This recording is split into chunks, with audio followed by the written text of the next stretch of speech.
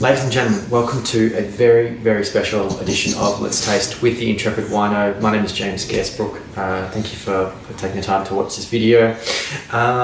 This is a really special edition in that I have been invited to partner up with the Local Drop, which is a Melbourne-based online wine retailer and personalised sommelier service, to put together a collection of wines that I guess inspire me and I'm interested in talking about, and this is the first of hopefully a number of different packs that I'm going to put together. The first wine pack is all about Italian varieties in Australia. Now, if you have seen some of these editions before, if you've listened to my podcast, the Vincast, or if you've encountered my own Vino Intrepido wines out in the market, you would know that I have a great love and passion and belief in Italian grape varieties in Australia. I think they represent an incredible opportunity, partly because they are really well suited to our climate and our soils. They're also really well suited to, I think, the styles of wine that we like to drink in Australia, and that we can make really well. So I've picked 6 wines here that give a really interesting, I guess, sort of introduction, but also cross-section of some of the exciting things that are going on with Italian varieties in Australia. So, first off, from Trentham Estate. Trentham Estate is based in Mildura. I was very fortunate to be able to visit Trentham Estate in 2016 whilst I was in Mildura for the Alternative Varieties Wine Show as the fellow for the year. Had a great tour and tasting there. Trentham Estate has been it was one of the first brands that I was familiar with, going all the way back to my days at Liquorland in Milky. And you know, even then I kind of recognised that they represented an incredible quality for the price. I've not actually. I think I've tried up in Mildura. It's been a little while since I've tried this, but it is the non-vintage Prosecco. Prosecco is a grape variety originating in sort of in the Veneto of Italy. The name of the variety, it's believed, comes from a town to the east, in fact in the next region over, and it's a little bit of a contentious subject at the moment because the borders of Prosecco DOC in Italy were expanded to include town of Prosecco, so that they could argue that Prosecco was a geographic name, not a variety, and subsequently Australian producers and any other producers, I guess, outside of the Prosecco border weren't allowed to call it Prosecco. But it's a bit of a sore subject at the moment. Hopefully it all gets sorted out, but Prosecco is not only a variety but a style of wine that has really, really taken off in Australia lately. Milky. Part of the reason being that it is really fresh, bright, friendly, got lovely fruit characters generally, a very green apple in nature. And yeah, this Trentham Estate is a really lovely example of it, particularly on a budget. One of the things about Prosecco is that it is actually a slightly more easy variety to grow than some of the classic sparkling varieties like Chardonnay and Pinot Noir, and you can grow it in slightly warmer climates as well.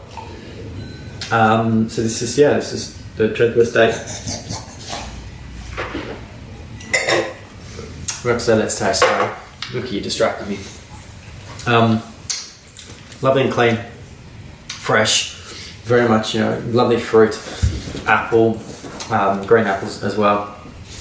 There's just a slight bit of sweetness on the palate, which I would say is a dosage thing, and there is a bit of fruitiness as well. One of the great things that you can do with Prosecco is to make spritzes, depending on how you do it, whether you just add some Aperol to some Prosecco, or whether you indeed add some soda water and some orange or olive or something like that. But Aperol spritzes are pretty awesome.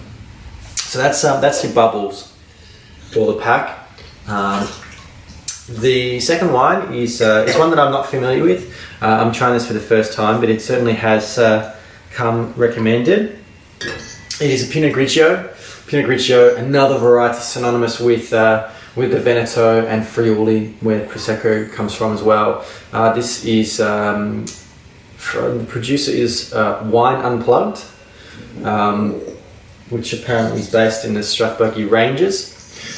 This is called the Dagger Pinot Grigio, 2017 vintage.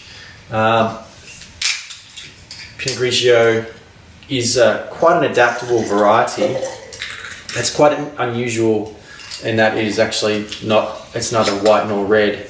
And the name Grigio, or Gris, meaning grey, comes from the sort of the dull colour it can have, on the vine, the berries can have sort of a dull colour. But the vast majority of Pinot Grigio is made very, very clean and fresh and bright. At this kind of price point, I'm anticipating this is going to be similar.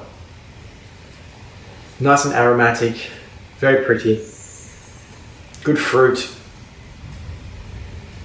It does smack of a cooler climate, like the King Valley, where I believe this is from. King and Alpine Valley, sorry. Yep, very attractive on the nose. Let's taste.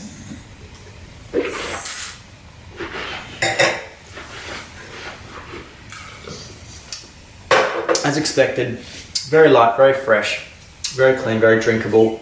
Millie, come on. A little bit of that lovely bruised apple character, which you can get with Pinot Grigio. It is a dry style with a decent amount of fruitiness as well. Very pleasant, very easy drinking, very smashable. I'd really recommend that. The third white wine we're going to look at is from Range Life. I believe that's how it's pronounced.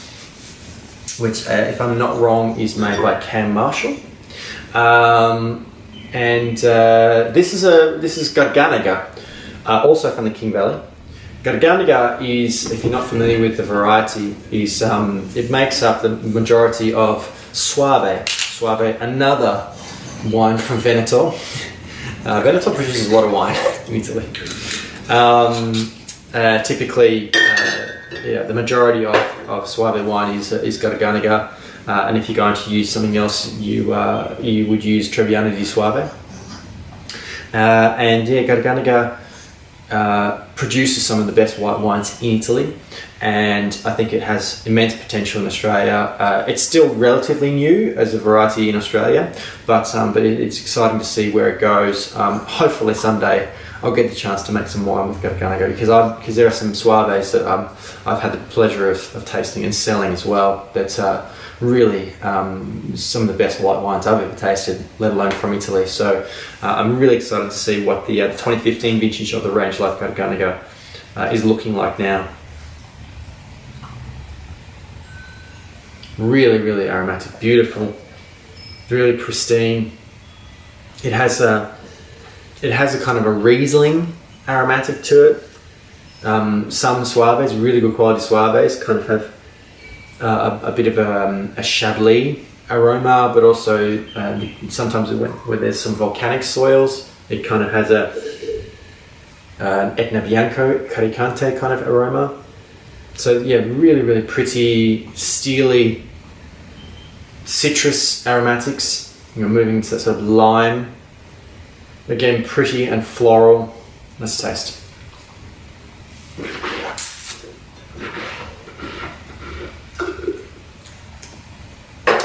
Very focused, very fine, lovely and clean. Just a bit of a savoury edge on the back.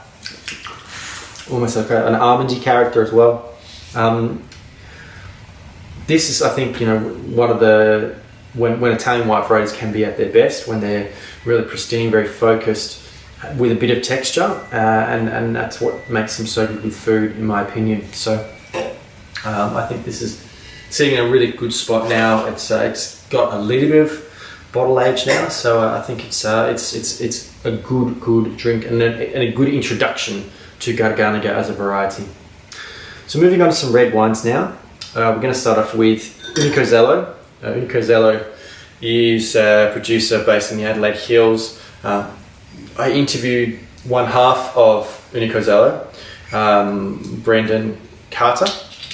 He runs the business with his wife Laura.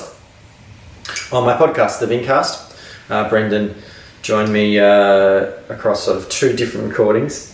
And yeah, I've been following their wine story. They also make some beautiful distilled products, a bunch of different things in the Adelaide Hills. They're just kind of making everything these days. But this wine is the Cherry Fields Dolcetto 2017 from the Clare Valley, from Polish Hill River. Dolcetto is a grape variety from Piedmont, which is in the northwest of Italy. It is arguably the best region in Italy for certainly for red wines, and they work with a number of different varieties. Dolcetto is kind of the earlier ripening, younger drinking wine you typically make from Dolcetto, and like the saying in Italy or in Piedmont is that Dolcetto is what you drink whilst you wait for your Barolo or your Nebbiolo to be ready. So I'm really excited to see what the 2017 vintage of the Dolcetto or the Cherry Fields from Unico Zelo has to say.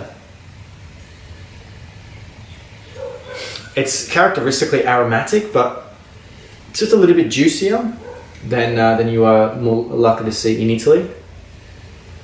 Sort of in that plum, blueberry kind of realm. It does have just that hint of peppery character, kind of a stalky note. But I think this is it's varietal. Like, it looks like Dolcetto, but it also looks like a Dolcetto from Australia. So let's taste.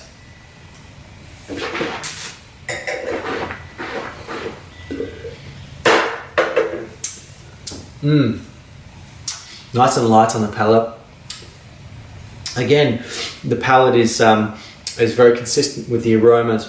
You're getting at the fruit character is a little bit darker, a little bit juicier, characteristic of Clare Valley reds. But then you get that kind of brightness, that slight spiciness from the Dolcetto variety. It certainly doesn't have the same bite that some Dolcettos can have in Italy, and I find that quite often that's a slightly unpleasant, sort of bitter character. This is quite complete, it's quite delicious. I think it's a great example and very characteristic of the kind of wines that Unico Zelo have been producing for many years now. These really light, bright, fresh, slightly savoury, nice, balanced, textured styles of wine. So another ripper from Unico Zelo. Again, it's a producer I do highly recommend. They make a number of different wines, so check them out. The fifth wine we're going to look at is from Fighting Gully Road. Fighting Gully Road, if you weren't familiar with, is from Mark Walpole, who is considered to be one of the most important influences on particularly Italian grape varieties in Australia. He is a viticulturist by trade. He has had involvement with producers like Pizzini, Greenstone, and Fighting Gully Road is his project that he runs in Beechworth, here in Victoria. And he makes a mixture of Italian and French varietal wines, but this is his Sangiovese from 2016. Sangiovese is from Tuscany in Italy. It is an incredibly malleable variety. You can get a great variety of different expressions of Sangiovese depending on where you grow it, depending on how you make it, and of course depending on the vintage. Sangiovese is probably one of, if not the most planted solely Italian varieties. Pinot Grigio doesn't quite count because it's also Pinot Gris. Prosecco is probably catching it pretty quickly, but Sangiovese is a variety you do find in a lot of regions in Australia now, for good reason. It's kind of the Shiraz of Italy in many ways. I'm really excited to see what the Fighting Gully Road 2016 Sangiovese has to say. It's quite light in colour, quite pale, characteristic of a style but also a climate thing.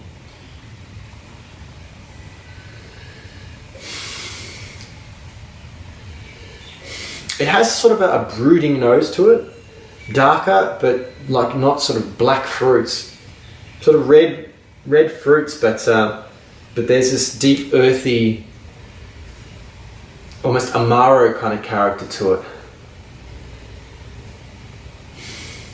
Very classically made, I think. A really good example of Italian and Australian winemaking styles kind of combining.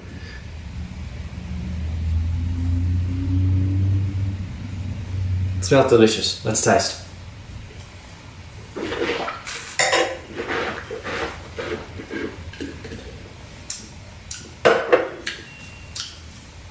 Initially you think it's going to be quite light on the palate, but then it sort of kicks in the middle palate. Right, really explosive. It has those juicy red fruits, nice and round, but still very fresh. It's got good length to it, like it does linger on the palate, but it finishes really beautiful and clean. And you just get a little bit of a savoury edge on the back. That Amaro character kind of comes through. Slightly more sweet on the palate, that Amaro character. So a sweeter style of Amaro, I guess. Really delicious, and again, a nice, accessible expression of Sangiovese. The final wine, in fact, is one of mine.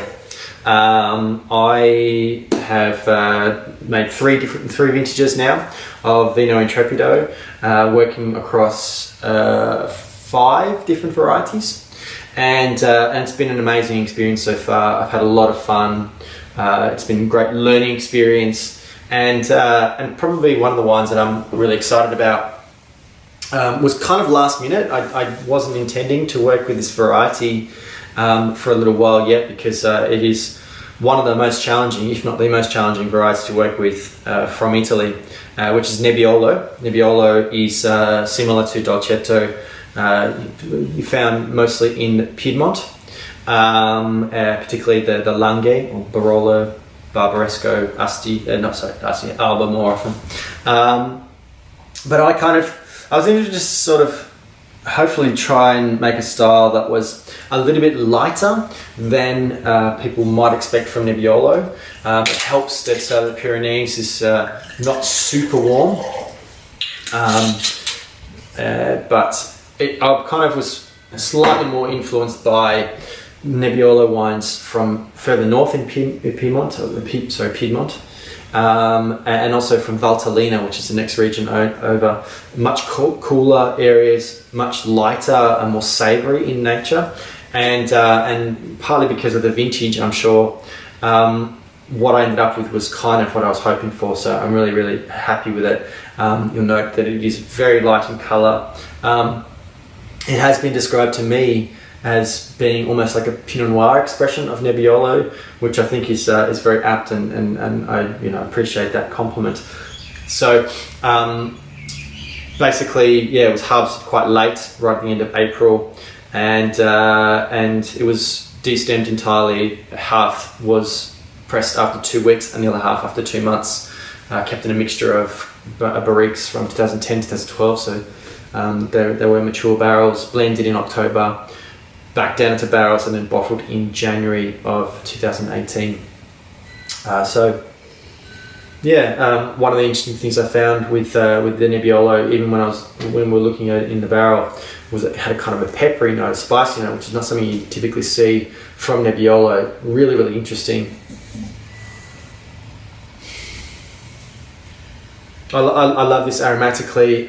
It is a lovely lighter style.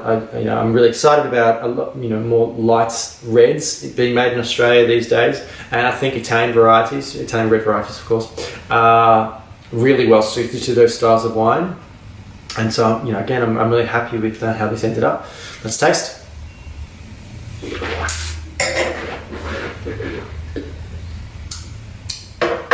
Bright, fresh. Yeah. Spicy, peppery, red fruits. It is a wine that I think is lovely now, but hopefully it will keep. I have found that when I've been showing it to some of my customers out on the road, it's amazing how the wine evolves over a number of days being open. So if you can hold on to a bottle after you've opened it and have a look at it the next day and even the next day after that, because it does change quite a bit in some cases for the better.